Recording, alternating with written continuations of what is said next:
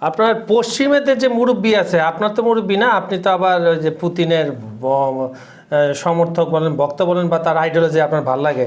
তা আমি যেটা বলতেছি, পশ্চিমেতে যে মুরব্বীগুলো আছে খুব টাইটে না, আমার মতো মনে করেন কোট টোট পুরা, এরা তো খুব একটা সুবিধা করতে পারতেছে না ইউক্রেনে আপনার রাশিয়ার বিরুদ্ধে। আস্তে আস্তে গুটাই নিচ্ছে, গুটাই নিচ্ছে। এখন তাদের অস্তিত্ব, ন্যাটোর কি অস্তিত্ব টানাটানি নিয়ে পড়বে নাকি, এটা একটু বলেন তো দর্শক। ইউক্রেনের অবস্থা হচ্ছে সম্পদ যা আছে আমাদের, বাকি যা আছে সব আমাদের। এখন বলেন কি অবস্থা ন্যাটোর যদি বাংলে? দেখেন ইউক্রেনের সর্বশেষ পরিস্থিতি আপনি বিবেচনা করেন, ইউক্রেনের সর্বশেষ পরিস্থিতি কি কি বলেন, তা তো দেখতেই। গত এক সপ্তাহে ৩৫০৫ জন ইউক্রেনীয় আর্মি মারা পড়ছে। এখন মনে করেন যে ঋণ করে ঘি খাইলে কি হয়, ইউক্রেন তার সবচেয়ে বড় উদাহরণ। সেটা তো ইউক্রেন টের পাচ্ছে, এটা আরো টের পাবে আর কিছুদিন পরে। শুনেন, ক্ষত হচ্ছে কি যত গভীর হয় ব্যথা তত বাড়ে, রোগটা তত ছড়ায়। তো ধরেন আপনি এই যে বললেন যে যুক্তরাষ্ট্র কি বলছে, ইউরোপের পাওয়ার কোথায়, কোন জায়গাটায়? ইউরোপের পাওয়ার হচ্ছে ন্যাটোতে, তাই তো, তাদের সামরিক জোট যেটা। তাও যুক্তরাষ্ট্র কি বলছে, ন্যাটো কি কোনো ভূমিকা রাখতে পারতেছে ইউক্রেন যুদ্ধে ওই রকম ভাবে? না, দুই চারটা খালি প্লেন পাঠায়। যে কাজগুলো হচ্ছে সেগুলো কি, যে কাজগুলো হচ্ছে সেগুলো হচ্ছে যে ইউরোপ বাণিজ্য করে নিচ্ছে ইউক্রেনে, একদম সোজা। এই যে সর্বশেষও যে ৯০ বিলিয়ন ইউরো দেওয়া হচ্ছে, এইটা হচ্ছে যখন রাশিয়া যুদ্ধের ক্ষতিপূরণ দিবে তখন ওই ক্ষতিপূরণের টাকা দিয়ে এই ঋণ পরিশোধ করবে বিনা সুদে। রাশিয়া কি বলছে টাকা তারা দিবে? এত সোজা? তো আপনি এতদিকে আমার হয়ে কথা বলতেছেন। না, এটা হয় না, কিছু কিছু ফ্যাক্ট তো আপনার সাথে যোগ দিতে। সুপ্রিয় দর্শক, বিশ্ব সংযোগে আপনাদের স্বাগতম। কেমন আছেন আপনারা? নিশ্চয়ই ভালো, আমরা ভালো আছি। আপনাদের সঙ্গে রয়েছে আমি কাজল হায়দার, আমার সঙ্গে রয়েছেন সিনিয়র সাংবাদিক বিশ্বজিৎ দত্ত ভৌমিক। আমাদের ভিডিওগুলো সম্পূর্ণ দেখে লাইক, কমেন্ট ও শেয়ার করবেন। আর আপনারা পৃথিবীর কোন প্রান্ত থেকে দেখছেন, হোক সেটা আমেরিকা, হোক সেটা নিউ ইয়র্ক সিটি একটি এলাকা থেকে, হোক সেটা ইউকে থেকে, দুবাই থেকে, মধ্যপ্রাচ্যের যে কোনো দেশ থেকে, আফ্রিকা থেকে, ভারত থেকে, পাকিস্তান থেকে, যে কোনো দেশ থেকে দেখেন, লেখেন কোত্থেকে দেখছেন, আমাদের কমেন্টে জানান। আপনারা আমাদের হৃদয়ের মানুষ, আমাদের বিশ্ব সংযোগের অনুষ্ঠানটা সারা বিশ্বে ছড়িয়ে দিন।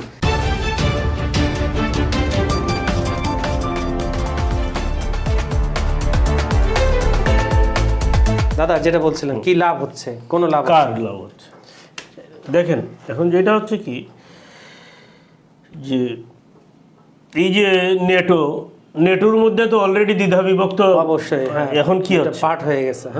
এখন যুক্তরাষ্ট্র কি বলছে নেটো নিয়ে, এ তো আলটিমেটামও দিছে তারা, তোমরা নিজেরা নেতৃত্ব দাও, নেতৃত্ব তৈরি করো নাটকের নেতৃত্ব দেওয়ার জন্য, এবং ২০২৭ সাল নাগাদ আমেরিকা আস্তে আস্তে বের হয়ে আসবে একটা টাইম ফ্রেম অলরেডি। তাহলে কি প্রশ্নটা কি দাঁড়ায়? প্রশ্ন তো ইউরোপকে, ন্যাটোর খরচ চালাতে হবে, পুরা ইউক্রেনের যুদ্ধের খরচ চালাতে হবে।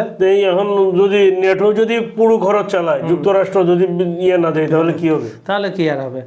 পুতিন যে বসে থাকবে ক্রেমলিনে। নেটো যুক্তরাষ্ট্রের জন্য হচ্ছে কি শক্তি গুণিতক। রাইট, শব্দটা কি বলছে আপনি বুঝতে? শক্তি গুণিতক। শক্তি গুণিতক মানে কি? নিজের একই শক্তি দিয়ে এর প্রভাব এবং ক্ষমতা বেশ কয়েক গুণ বাড়িয়ে নেওয়া। তাদের সাথে আমি একটা টপিক ইউজ করছি, সেটা হচ্ছে শক্তি গুণিতক। তাহলে দেখেন, যদি নেটো থেকে যদি যুক্তরাষ্ট্র বেরিয়ে যায়, তাহলে কি এই শক্তি গুণিতক কাজ করবে না? তার মানে তো বিষয়টা একটা পাওয়ার হাউসের মতো, রাইট? পাওয়ার হাউস থেকে আপনি যখন বের হয়ে যাবেন তখন তো ওই পাওয়ারটা আপনি পাবেন না। তাহলে দেখেন, ইউরোপে যুক্তরাষ্ট্রের যে সামরিক প্রভাব বা রাজনৈতিক প্রভাব, এই জিনিসগুলো ডেফিনেটলি কমে যাবে, রাইট? যদি কমে যায়, তাহলে কি নিরাপত্তার যে দায়িত্ব, এটা কেন? কারণ হচ্ছে কি, এদেশ ৭৫টা দেশে যুক্তরাষ্ট্রের ৭৫০-র বেশি ঘাঁটি আছে। তো এইখানে এই যে নিরাপত্তার যে দায়িত্ব, এই নিরাপত্তার দায়িত্ব এবং খরচ সবই তো বাড়বে। যুক্তরাষ্ট্রের জন্য যেমন বাড়বে, ইউরোপীয়দের জন্য তো বাড়বে, তাই না? তাহলে কি হবে? হয় তাদের যুক্তরাষ্ট্র কি একা মনে করেন রাশিয়া বা চীনের প্রভাব ঠেকাতে পারবে? অবশ্যই না। হয় তাদের ঘাঁটি কমাতে হবে, আর নাহলে ন্যাটোর সাথে ঝুলে থাকতে হবে আমার যেটা মনে হয়। তাহলে কি যুক্তরাষ্ট্রের প্রবলেমগুলো কিন্তু আমরা মোটামুটি দেখলাম। তাহলে ইউরোপীয় কি হবে, ইউরোপের দেশগুলোর কি হবে? আরো এখন বড় দেখেন, সমস্যা হবে। এখন দেখেন এইখানে সবচেয়ে বড় কিছু কাজ হবে, সেটা কি? হ্যাঁ, যে পূর্ব ইউরোপের যে দেশগুলো, হ্যাঁ, তারা কি করবে, বা ইউরোপের যে ছোট দেশগুলো তারা কি করবে? সবচেয়ে বেশি ভয় থাকবে তারা, হ্যাঁ? তাদের চাচা তাদের রাশিয়ার বর্ষতা স্বীকার করা ছাড়া কোনো উপায় থাকবে না। আর কোনো উপায় থাকবে না। আমি ইভেন বাল্টিক দেশগুলা, পোল্যান্ড, রোমানিয়া, এগুলা তো আছেই। আছে। হ্যাঁ, তো ইভেন বাল্টিক দেশগুলোও সবচেয়ে বড় ঝুঁকিতে পড়বে। এছাড়া আরেকটা জিনিস আছে, হ্যাঁ, যে তাদের এই যে দেশগুলো, এই দেশগুলোর নিজেদের এখন হচ্ছে নেটোতে সবচেয়ে বেশি সৈন্য কার? আমেরিকা। আমেরিকা, তারপরে হচ্ছে তুরস্ক। তো সবচেয়ে বেশি সৈন্য তো আমেরিকা। জি। যদি আমেরিকা নেটো থেকে সরে যায়, তুরস্ক, আপনি লিখে রাখেন, তুরস্ক সৈন্য অর্ধেক করে ফেলবে। হ্যাঁ, স্বাভাবিকভাবে। ঠিক আছে, এই রিস্কটা নেবে, কারণ এই রিস্কে যাবে না। ঠিক আছে, এখন দেখেন জার্মানি আর ফ্রান্সের যে জিনিসটা হবে, ইউরোপের নিরাপত্তার দায়িত্ব কিন্তু পড়বে জার্মানি এবং ফ্রান্সের উপরে, নট জার্মানি এবং ইটালি। দুই জ্যাঠার কোথায় পড়বে? জার্মানি এবং ফ্রান্সের উপরে। হ্যাঁ, তাদের কি হবে? সামরিক বাজেট বাড়াইতে হবে। সামরিক বাজেট যদি বাড়াইতে হয়, তা আপনি যে বাজেট বাড়াবেন, আপনার তো মৌলিক অধিকারের বাজেট আগে বাড়াবেন। সামরিক বাজেট বাড়াইতে যায় যে জিনিসটা হবে, রাজনৈতিক চাপ সৃষ্টি হবে, রাজনৈতিকভাবে সংকট সৃষ্টি হবে। ঠিক আছে, ফলে তারা কিন্তু চাইলেই যে ইউরোপীয় আলাদা প্রতিরক্ষা জোট গঠন করে ফেলবে, এটা কিন্তু এত সোজা হবে না বিষয়টা। কিন্তু লাভবান হবে কে? রাশিয়া। একদম তুরুপের তাস, রাশিয়া। রাশিয়ার উপরে যে নেটোর যে এত বছরের চাপ ছিল, এই চাপটা কমে যাবে। চাপ কমে গেলে কি হয়েছে, পূর্ব ইউরোপের যে সম্প্রসারণের যে সমস্যা ছিল, কৌশলগত অবস্থান ধরে রাখে, এই সবগুলো বিষয় কিন্তু রাশিয়ার একদম তাদের নিজেদের সহজ সমীকরণে চলে আসবে। আর চীনও কিন্তু লাভবান হবে। চীন তো ব্যবসায়ী, পরোক্ষভাবে চীনও লাভবান হবে। কেন? যুক্তরাষ্ট্র দুর্বল হলে কি পাওয়ারফুল হবে এশিয়া। ঠিক আছে, পাওয়ারফুল চীন হয়ে যাবে, পুরা নিয়ন্ত্রণ চীনের আন্ডারে। সবচেয়ে বড় জিনিস হচ্ছে কি, পশ্চিমাদের যে কূটনৈতিক যে বন্ডিং, এই বন্ডিং দুর্বল হয়ে যাবে। তো চীন কিন্তু এইখানে পরোক্ষভাবে লাভবান হবে। ঠিক আছে, আর দেখেন এর প্রভাব যে খালি ধরেন যে চীন, রাশিয়া বা পূর্ব ইউরোপ বা আমেরিকা বিষয়টা তা না, বিশ্ব রাজনীতিতে এটার প্রভাব কিন্তু পড়বে। ইতিবাচক প্রভাব এবং নেতিবাচক প্রভাব দুইটাই পড়বে। আপনাকে অনুরোধ, আগে নেতিবাচক বলেন, তারপরে ভালো খবর, আগে খারাপ খবরগুলো বলেন। দেখেন এতে যেটা হবে, বৈশ্বিক যে নিরাপত্তা, এই নিরাপত্তা অনিশ্চিত হয়ে যাবে। বিশ্ব অর্থনীতি ঝুঁকিতে পড়বে। এই জিনিসগুলো তো, হ্যাঁ, এখন দেখেন শক্তিধর দেশগুলো কি নিয়ম ভাঙতে সহজ হবে, এবং সাহস পাবে। শক্তির যে নিয়ম, হ্যাঁ, এই নিয়ম কিন্তু এতদিন যারা ওই যে স্যাংশন এনতেন করে আসছে, এই ধানাই ফানাই কিন্তু আর টিকবে না, চলবে না। ফলে যে জিনিসটা হবে কি, হ্যাঁ, এখন এই যদি হয়, তাহলে যেটা হবে যে, এখন দেখেন যে তাহলে কি হবে, যে শক্তি কিন্তু ডাইভার্ট হয়ে যাবে। নেতিবাচক বলতে আপনি নেতিবাচক বলছেন যে কি বলছি, শক্তি ডাইভার্ট হয়ে যাবে। তখন আর যুক্তরাষ্ট্রের কেউ বিশ্ব মর্যাদা মানবে না। কারণ যুক্তরাষ্ট্রের স্যাংশন যদি ভূতা হয়ে যায়, তাহলে ডেফিনেটলি মনে করেন যে বিশ্ব ব্যবস্থা তো মাল্টিপোলার যদি হয়ে যায়, তাহলে কি হবে? মাল্টিপোলার বিশ্ব ব্যবস্থা হয়ে গেলে তো যুক্তরাষ্ট্রকে কেউ মানবে না। তখন হচ্ছে কি, হ্যাঁ, ইন্টারন্যাশনাল কারেন্সি বিকল্প খোঁজা হবে, বিকল্প আসলে ডলারের একচ্ছত্র আধিপত্য কমে যাবে। এখন দেখেন, এখন আপনি খালি যে আপনি বলছেন দেখে আমি নেতিবাচক কথা বলছি, কিন্তু এর কিন্তু ইতিবাচক বিষয় কিন্তু আছে। দেখেন এই যে নিরাপত্তা, হয়তো দেখেন সেটা হয়তো কিছু বছর সময় লাগবে, হয়তো 10 বছর সময় লাগবে বা 15 বছর সময় লাগবে, কিন্তু যেটা হচ্ছে কি, তারপরও যে দেশগুলো সদস্য ছিল তাদের কিন্তু নিজস্ব নিরাপত্তা বলয় তৈরি হবে, নিরাপত্তা নীতি তৈরি হবে, তারা পরনির্ভরশীলতা থেকে বেরিয়ে আসবে। তারা কারণে যেগুলো হবে, যে ইউরোপের দেশগুলো যদি জোট করতে পারো, তাহলে ইউরোপের যে দেশগুলোর মধ্যে সম্পর্ক আরো জোরালো, এটা কিন্তু মেনে নিতে হবে। দেখেন আমি যেটা বলছি, যে নেটোর সবচেয়ে বড় শক্তি হচ্ছে যুক্তরাষ্ট্র, এটা সেনা দিয়ে বলেন, গোয়েন্দা তৎপরতা দিয়ে বলেন, পারমাণবিক অস্ত্র দিয়ে বলেন, বা অস্ত্র দিয়ে বলেন, বা ইয়ে দিয়ে বলেন, যা দিয়েই বলেন না, যা দিয়ে বলেন, হ্যাঁ, সবচেয়ে বড় অর্থায়ন যুক্তরাষ্ট্রের। এখন দেখেন, যুক্তরাষ্ট্র যদি এর পরে সবচেয়ে বেশি সৈন্য হচ্ছে তুরস্ক 4 লাখ। এখন যুক্তরাষ্ট্র যদি এখান থেকে সরে আসে, তাহলে তুরস্ক ওইখানে, কারণ তুরস্ক তো ইউরেশিয়া, অবশ্যই পৃথিবীর 2টা দেশ ইউরেশিয়া, একটা তুরস্ক আর একটা হচ্ছে রাশিয়া। হ্যাঁ, তুরস্ক কি তখন নেটোতে থাকবে? কারণ এই বড় রিস্ক তুরস্ক নিবে না। যদি না নেয়, তাহলে এই যে বড় গ্যাপটা তৈরি হবে, এই গ্যাপটা পূরণ করা হচ্ছে ইউরোপীয়দের জন্য সবচেয়ে বড় চ্যালেঞ্জ হবে। বড় চ্যালেঞ্জ হবে। আমি একটু ইউরোপের প্রতিরক্ষা বাজেট 2 থেকে 3 গুণ পর্যন্ত বাড়তে হইতে পারে। খালি আমি এইখানে যে বলতেছি এটা না, তাহলে কি হবে দেখেন। এখন দেখেন যে পূর্ব ইউরোপের যে দেশগুলো আছে, বাল্টিক রাষ্ট্রগুলো যেগুলো আছে, হ্যাঁ, সেইগুলোর অবস্থা কি? তারা তো এমনিতেই খরচ করতে চায় না। তাহলে তারা কি এই জোটে তারা যাবে কিনা এটা নিয়ে সংশয় আছে। কিন্তু এগুলো সব 10-15 বছরের মধ্যে হবে। এই জোট করতেও মিনিমাম 1.5 দশক ধরে রাখে। হ্যাঁ, তাহলে এরপরে যুক্তরাষ্ট্র কি ভাববে, রাশিয়া কি ভাবতেছে বলেন তো? দেখেন, যদি এইটা যদি হয়, ইউরোপ যদি আলাদা সামরিক বলয় যদি তৈরি করে, নেটো যদি ভেঙে যায়, তাহলে কি ইউরোপে যুক্তরাষ্ট্রের প্রভাব একদম সরাসরি কমে যাবে। এইখানে ইয়ার কোনো কিন্তু ইয়ে নাই, বিকল্প নাই। তাহলে কি হবে দেখেন। হ্যাঁ, এই যে বন্ধুত্বপূর্ণ অংশীদার যুক্তরাষ্ট্রের, হ্যাঁ, তখন কি হবে? তাহলে যুক্তরাষ্ট্রের তখন বাধ্য হয়ে কিন্তু এশিয়ার উপরে এবং এমনকি চীনের উপরে, বিশেষ করে এর উপরে ভর করতে হবে। হ্যাঁ, আর যেটা হচ্ছে কি, ইউরোপ দুর্বল হবে। এই 10-15 বছর যদি একটা শক্তি গঠন করতে হয় ইউরোপের, তাহলে এই 10-15 বছর কে পাবে? রাশিয়া পাবে, একদম সরাসরি। এই 10-15 বছর যে রাশিয়া পাবে, এই 10-15 বছরের রাশিয়া একটা একদম বাজিমাত করার একটা সুযোগ পাবে। এইটা হচ্ছে একটা বিষয়। হ্যাঁ, ফলে যেটা হচ্ছে কি, এই যে ততদিনে রাশিয়া একটা বলয়ে চলে যাবে, চীন একটা বলয়ে চলে যাবে।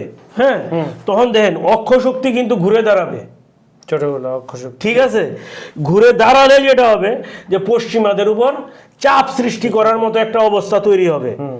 ফলে যেটা হবে কি, বিশ্ব রাজনীতি তখন মাল্টিপোলার হয়ে যাবে। মাল্টিপোলার হলে কি হবে? যুক্তরাষ্ট্রের একক নেতৃত্ব থাকবে না, বা আঞ্চলিক শক্তিগুলো যেগুলো আছে এইগুলোর ভূমিকা বাড়বে। যদি ভূমিকা বাড়ে, তাহলে কি হবে? নেটোর বিকল্প জোট হবে ইউরোপে। এটা কঠিন হবে, সম্ভব তো। হ্যাঁ, কঠিন হবে, কঠিন হলেও সম্ভব। আমি বলতেছি যে কঠিন হবে, আপনার কথা একদম আমি 100 কিন্তু অসম্ভব না। হ্যাঁ হ্যাঁ, এখন দেখেন চ্যালেঞ্জ কোথায়? বিপুল অর্থ এবং দীর্ঘ সময় লাগবে নেটোর মতো হতে গেলে। হ্যাঁ, এবং যেটা হচ্ছে কি দেখেন, এটা হচ্ছে আগের চেয়ে নিরাপদ কম হবে। কেন নিরাপত্তাহীনতা থাকতেছে না? যুক্তরাষ্ট্রের প্রযুক্তিটা পাইতো, এই যদি সফল হয় তাহলে কি হবে? ফলে যেটা হয়, যদি সফল হয়, তাহলে বিশ্ব রাজনীতির মোড় কিন্তু একদম 180 ডিগ্রি অ্যাঙ্গেলে ঘুরে যাবে। আচ্ছা, 180 ডিগ্রি আপনি ঘুরে ফেলেছেন, ভালো কথা। আমি একটু দর্শকদের কাছ থেকে ঘুরে আসি। আমাদের প্রথম প্রশ্ন করেছেন এমডি ফেরদৌস, শান্তির কোনো আলোচনা হচ্ছে না, যা হচ্ছে তাহলে আমেরিকা সাজানো একটা কৌশল, গোটা বিশ্বকে বোকা বানাতে রাশিয়ার সাথে খেলছে সে। এটাও হতে পারে। ধন্যবাদ আপনাকে। রুল আমিন নামে আরেক দর্শক লিখছেন, I like your programme, thank you very much. তারপরে আপনার আফসার উদ্দিন লিখছে, Donald Trump only leader who took real initiative to stop Ukraine war. I told it my previous comment text earlier, but this platform could not response any for this. উনি ঠিকই বলেন। আসলে একটা ব্যক্তি যে গত 1 বছরে খুব দৌড়াদৌড়ি করছে যুদ্ধটা বন্ধ করার জন্য একদম আন্তরিকভাবে, সেটা ডোনাল্ড ট্রাম্প। ধন্যবাদ আপনাকে। জগদীশ চক্রবর্তী লিখছেন, the fact is war can not go against China, Indian, Russia. অবশ্যই তাদের এগেনস্টে যাওয়ার কোনো সুযোগ নেই। তারা এমন অবস্থায় তাদের নিজের দেশকে এখন নিয়ে চলে গেছে। স্বপন চক্রবর্তী আমাদের অনুষ্ঠান সর্বশেষ দর্শক, উনি বলছে, আমি ভারত থেকে দেখছি, খুব informative discussion, presentation is excellent. Swapan Jyoti, ধন্যবাদ আপনাকে। আপনি বাংলা ভাষাভাষীদের মধ্যে আমাদের এই অনুষ্ঠানটা আরও ছাড়িয়ে দেন। দাদা, আপনার কাছে আমি মাত্র 2 মিনিট ফ্লোর দিচ্ছি, এর মধ্যে আপনি এই মেরু ব্যবস্থা যদি হয় তাহলে কেমন হবে একটু সংক্ষেপে। এখন দেখেন, যেভাবে আপনি সময় বেঁধে দেন হ্যাঁ। এইভাবে আসলে বলাটা tough। আপনি ক্ষেপণাস্ত্র সেভাবে ছাড়েন, সেই টাইম ফ্রেমে এটা ছাড়েন। হয় না আসলে টাইম ফ্রেমে। তারপরেও আচ্ছা দেখি যে ধরেন যে মাল্টিপোলার বিশ্ব ব্যবস্থা যদি হয় তাহলে কি হবে, সম্ভাব্য আলাদা একটা মেরুকরণ সৃষ্টি হবে, হ্যাঁ। তাই তো? যদি হয় তাহলে এইটা নেতৃত্ব দিবে কারা? কোন কোন দেশ খেলোয়াড় থাকবে এখানে দ্রুত বলেন? যুক্তরাষ্ট্র থাকবে, চীন থাকবে, ইউরোপিয়ান ব্লক থাকবে, রাশিয়া থাকবে, ভারত থাকবে। উদীয়মান শক্তি হিসাবে থাকবে ভারত। হ্যাঁ, ভারত থাকবে বলতে ভারত কিন্তু উদীয়মান শক্তি হিসাবে থাকবে। কিন্তু এখানে কেউ বস থাকবে না, বস হওয়ার সুযোগ নাই এখানে, যেহেতু বলা হচ্ছে কি মাল্টিপোলার জোট, সবাই মিলে। এইখানে বস হওয়ার কোনো সুযোগ নাই, যে দাদাগিরি করবেন এই সুযোগ কিন্তু নাই। ফলে যেটা হবে কি জোট হবে, এর মধ্যেও জোট হবে, অস্থায়ী হবে, এবং সেটা হচ্ছে কি সফট হবে। হ্যাঁ, কনক্রিট হওয়ার কোনো সুযোগ নাই। ফলে যেটা হচ্ছে কি একজোট হইলে দেখেন হয়তো দেখা যাবে কি রকম হবে, যে এক দেশ থেকে ধরেন এক দেশের সাথে নিরাপত্তা জোট করবে, আরেক দেশের সাথে অর্থনৈতিক জোট করবে, আরেক দেশের সাথে যে পলিটিক্যাল এলাই করবে। তাহলে বড় যুদ্ধ ফলে তো যেটা হবে হচ্ছে না। কি দেখেন বড় যুদ্ধ হবে একজোটে না। সবকিছুতে থাকতেছে না, এইখানে কিন্তু বলারও কিছু নাই। বুঝছেন, মানে এক একজন যার যেখানে স্বার্থ সেইখানে যে সে জোট করবে। জোটগুলো কিন্তু একদম সূক্ষ্ম ইস্যুর উপর হয়ে যাচ্ছে। তাহলে তো বড় যুদ্ধ হওয়ার সম্ভাবনা নেই এটা যদি হয়। বড় যুদ্ধ হওয়ার কোনো সম্ভাবনা নাই, কিন্তু ছোট ছোট সংঘাত কিন্তু হবে। এইটা হবে, এটা থামানো যাবে না। মহাশক্তিরা কি করবে? ওরা কি যুদ্ধ জড়াবে নাকি এড়িয়ে যাবে? প্রক্সি যুদ্ধ হবে, সীমান্ত সংঘাত হবে, বা দেখা যাবে যে এটা হবে কি যে গৃহযুদ্ধ লাগাবে। তখন হচ্ছে কি বড় শক্তিগুলা কি করবে, গৃহযুদ্ধ লাগাবে। গৃহযুদ্ধ লাগানোর সুবিধা অসুবিধাও আছে, ভিয়েতনামে দেখছেন না? হ্যাঁ, তারপর আপনার বান্ধবী বসে আছে, সেও তো অ্যাক্টিভ হয়ে যাবে। আচ্ছা, হ্যাঁ, তুলসী গাবার্ডের কথা বলতে, হ্যাঁ সেটাই বলছি, সিনিয়র ফ্রেন্ড। আচ্ছা, ছোট মাঝারি দেশে ভূমিকা কেমন হবে? দেখেন যে তার আগে বলি যে এই যে এত কিছুর পরেও বিশ্ব বেশি অস্থির হবে, কিন্তু সেটাও নিয়ন্ত্রণের মধ্যে থাকবে। বেশি অস্থিরতা কিরকম? ছোট দেশগুলোকে বিভিন্ন ধরনের প্রেসার ক্রিয়েট করা হবে, করা হবে।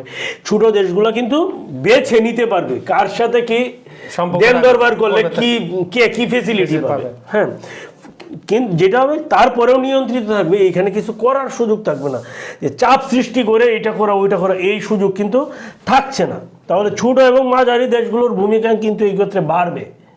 আমি যে কথাটা বললাম যে কীরকম, এখন দেখেন বড় শক্তিগুলো হচ্ছে কি দর কষাকষিতে নামবে ছোট দেশগুলোকে নিয়ে। কি চাও তোমার, মানে পলিটিক্যাল এলায়ের মতো। ওটা তো এখনো হচ্ছে, কিন্তু ওটা তখনও হবে, তখনই এলায়ের মতো যে আমরা এই করে দিব ওই করে দিব এইরকম আর কি। তখন হচ্ছে দেন দরবার, এর মধ্যে কতটা নগদে নেওয়া যায় আর কতটা বাকিতে থাকবে, এইটাও একটা বিষয়। এটা কিন্তু আবার চাইলে কিন্তু তারা ওই যে প্রাচ্য আর পাশ্চাত্য এই জিনিসও কিন্তু কাজে লাগাইতে পারে। অর্থাৎ আমি বলতেছি যে মেরুকরণের যে বিষয়টা এটাও কিন্তু থাকে। ফলে যেটা হচ্ছে কি এখন এর মধ্যে সবচেয়ে বড় জিনিস হচ্ছে ছোট দেশগুলোর কূটনীতি। তারা কূটনীতিতে যতটুকু মুনশিয়ানা দেখাবে তারা লাভবান তত বেশি হবে। যদি কূটনীতি কেউ পিছিয়ে যায় ক্ষতিগ্রস্ত হবে তাহলে তারাই ক্ষতিগ্রস্ত হবে। এখানে আসলে বলার কিছু নাই। কারণ হচ্ছে কি আপনি যদি আপনার নিজের কারণে যদি হেরে যান তাহলে দায়ী কেউ থাকবে না, আপনি নিজে হয়, তাহলে যে জিনিসটা হবে সেটা কি জাতিসংঘ এবং আন্তর্জাতিক আইন মেনে চলার যে বিষয়টা, সেইটার চাপ অনেকাংশে কমে যাবে। কেন? শক্তিশালী দেশগুলো নিজেদের মতো করে নিয়ম তৈরি করতে চাইবে, এবং সেই নিয়ম কিন্তু যাদের সাথে তারা এলাই করবে তাদের উপর চাপিয়ে দিতে চাইবে। আমরা তাহলে কি হবে দেখেন, যার শক্তি বেশি তার কথাই চলবে বেশি, যার শক্তি কম তার বশ্যতা স্বীকার করতে হবে। ফলে যেটা হচ্ছে কি আমি যদি বলি আন্তর্জাতিক আইন চুক্তি বা সংস্থার চেয়ে সামরিক, অর্থনৈতিক বা রাজনৈতিক শক্তির যে কার্যকারিতা সেটা বেশি হবে। এবং যেটা হবে কি যে ওই যে আধিপত্য কমে গেলে যেটা হবে কি বহুমেরীকরণের যে জিনিসটা হবে এটা মনে হবে জটিল, কিন্তু আসলে কিন্তু তা না। ফলে একদিক থেকে যেমন বিনিয়োগ সহায়তা বাড়বে এবং কৌশলগত যে নিরপেক্ষতা সেইটার সুযোগও কিন্তু তৈরি হবে। ফলে চাপ বাড়তে পারে, কিন্তু ভুল সিদ্ধান্তে ঝুঁকি বাড়বে, ঝুঁকি বাড়বে। একদম সোজা হিসাব। এতে করে যে জিনিসটা হবে যে এই যে পূর্ব অনুমানযোগ্য যে বিষয়গুলা এগুলো কমে আসবে, যে ডলারের দাম কিন্তু বেড়ে যাবে, এটা কিন্তু আর বলার সুযোগ থাকবে না। ফলে শক্তির ভারসাম্যটা কি হবে, চলমান এবং পরিবর্তনশীল। ক্ষণে ক্ষণে ফলে হ্যাঁ, পরিবর্তন হবে। গুরুত্বপূর্ণ হয়ে যাবে এখানে কূটনীতি, যে কূটনীতির খেলায় যত পারবে, হ্যাঁ, যে চাল যত ভালো দিবে তার পক্ষে দিন শেষে সমীকরণ দ্বারা টেবিলের মধ্যে আসবে। এটাই আমরা চাই। সুপ্রিয় দর্শক, বিশ্ব সংযোগের আজকের অনুষ্ঠানটা আপনাদের কেমন লেগেছে কমেন্টে জানাবেন। আমাদের ভিডিওগুলো সম্পূর্ণ দেখে লাইক, কমেন্ট ও শেয়ার করুন। আর আমাদের এখানে বিজ্ঞাপন ও প্রমোশনের জন্য ডেসক্রিপশনে দেওয়া নাম্বারে যোগাযোগ করতে পারেন। আজ এখানে বিদায় নিচ্ছি। আর আপনারা পৃথিবীর কোন প্রান্ত থেকে দেখছেন সেটা অবশ্যই আমাদেরকে কমেন্টে জানাবেন। সবাই ভালো থাকবেন, সুস্থ থাকবেন। ধন্যবাদ সবাইকে। ধন্যবাদ।